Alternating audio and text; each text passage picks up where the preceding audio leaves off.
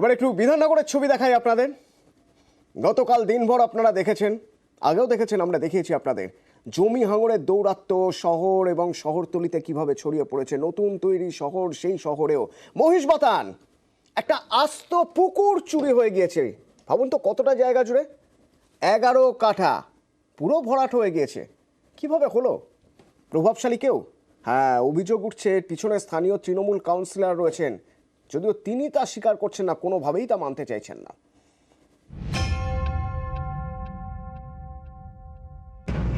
তিন দিন আগেও এটা ছিল পুকুর, এখন আর নেই। পুরো পুকুরটাই ভরাট করে দেওয়া হয়েছে। মহিষবাথানে এভাবেই পুকুর চুরি। বিধাননগর, এখানে জমির চড়া দাম। ফাঁকা জমি পেলেই সেখানে নজর পড়ে প্রমোটারদের। তৈরি হচ্ছে একের পর এক বহুতল। অভিযোগ, এর সঙ্গেই দিন দিন বাড়ছে জমি হাঙড়ের দৌরাত্ম্য। যেমন হয়েছে বিধাননগর পুরসভার 24 নম্বর ওয়ার্ডে মহিষবাথান। এখানেই 14 কাঠা জমি রয়েছে এক ব্যক্তির, এর মধ্যে 11 কাঠাই পুকুর। এই পুকুরেই নজর পড়েছে প্রমোটারের। অভিযোগ, মাত্র 3 দিনের মধ্যে বুঝিয়ে ফেলা হয়েছে গোটা পুকুরটা।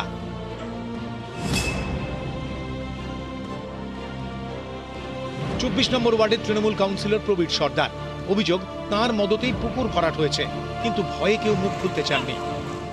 কতদিন জলাশয় দেখেছেন? জল ছিল এর মধ্যে? অনেক জল ছিল, ঠিক জানি বাবুদের তো। এখন কতদিন হয়েছে ওইটা ভরাট হয়েছে? এই 2-3 দিন, 4-5 দিন আছে।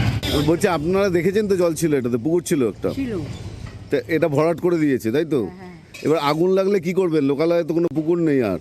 আমার তো জানা নেই। কারা ভরাট করেছে জানেন? না না, আমি জানি না।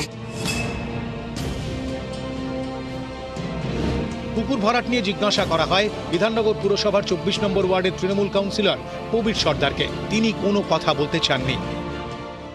আমরা বলেছি যে কোনো রকম পুকুর ভরাট করা যাবে না, যেহেতু 3 দিন ছুটি হয়তো করতে পারে, কিন্তু সেই রকম আমাদের অভিযোগ আসলেই আমরা সঙ্গে সঙ্গে সেই মাটি কেটে তুলে আমরা জলাশয় যেরকম ছিল সেরকম ব্যবস্থা করে দেবো।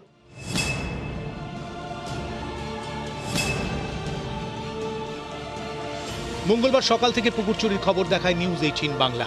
বেলা গড়াতেই তৎপরতা। মহিষবাথানে যায় ইলেকট্রনিক্স কমপ্লেক্স থানার পুলিশ। কারা পুকুর ভরাট করেছে সেই সম্পর্কে খোঁজ নেয়, পুকুরের মালিকের সঙ্গেও কথা বলে। অনুপ চক্রবর্তী, নিউজ 18 বাংলা।